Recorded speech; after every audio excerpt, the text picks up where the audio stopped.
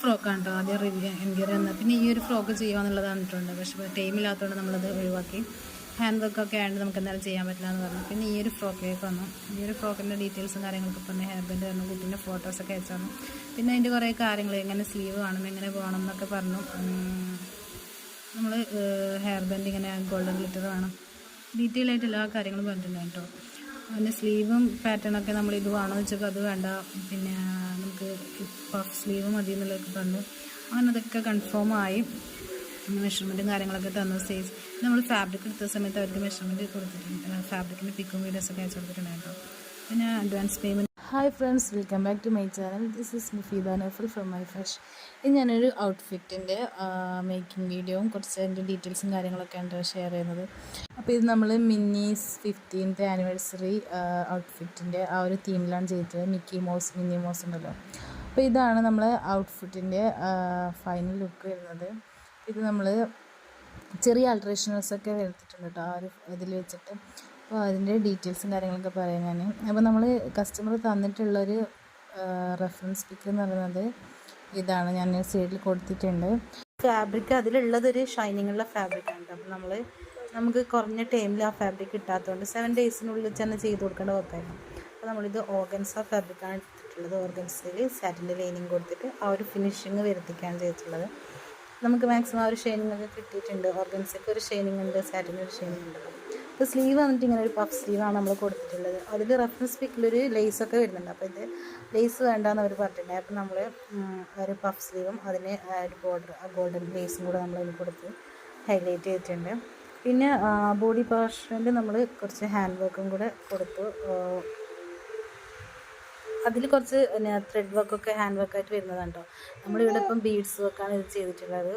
സ്കാറ്റേഡായിട്ട് pro വർക്കും അതുപോലെ തന്നെ റോയൽ ബ്ലൂവിലുള്ള സ്റ്റോൺ വർക്കും ത്രെഡ് ഹാൻഡ് വർക്ക് ചെയ്യുന്ന ബീഡ്സ് വർക്കാണ് ചെയ്തിട്ടുള്ളത്.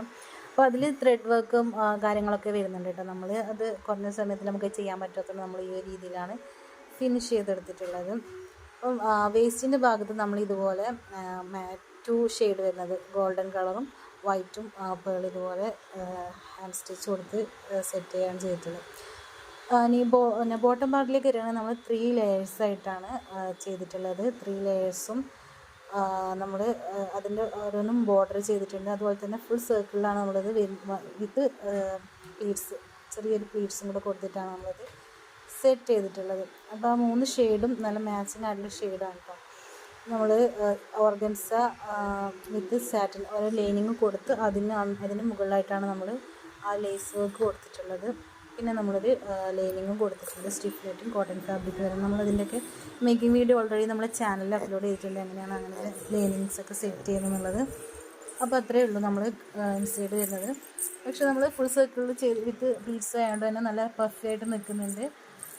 പിന്നെ ബാക്ക് സൈഡിലേക്ക് നമ്മൾ ഷേപ്പ് ചെയ്യാൻ വേണ്ടി ഒരു ടൈയും കൂടെ കൊടുത്തിട്ടുണ്ട്. നമ്മൾ എക്സ്ട്രാ റിമൂവ് ചെയ്യാൻ പറ്റുന്നൊരു ബോയും കൂടെ അതിന് പെയർ ചെയ്തിട്ടുണ്ട്. അപ്പോൾ എക്സ്ട്രാ സൈസ് എന്തെങ്കിലും ഇഷ്യൂ ഉണ്ടെങ്കിൽ അവർക്ക് ഭയങ്കര ടെൻഷനായിരുന്നു കേട്ടോ സൈസിൻ്റെ കാര്യത്തിൽ. ആൾ ചെറുതാണ് അങ്ങനെയൊക്കെ പറഞ്ഞിട്ട് സൈസ് പ്രശ്നമാവുമോ എന്നുള്ളത്. അപ്പം നമ്മൾ മാക്സിമം ആ ഒരു ഷേപ്പ് കറക്റ്റ് 1 year ബേബിൻ്റെ മാക്സിമം ആ ഒരു ഷേപ്പ് സൈസിൽ തന്നെ ചെയ്തിട്ടുള്ളത്. അപ്പോൾ ലാസ്റ്റ് ഫൈനൽ അവർ കയ്യിൽ കിട്ടിയപ്പോൾ അവർ റിപ്ലൈ ഞാൻ അതിൻ്റെ ഇതും കൂടെ നിങ്ങൾക്ക് സ്ക്രീൻഷോട്ടും കൂടെ അപ്ലോഡ് ചെയ്തിട്ടാം.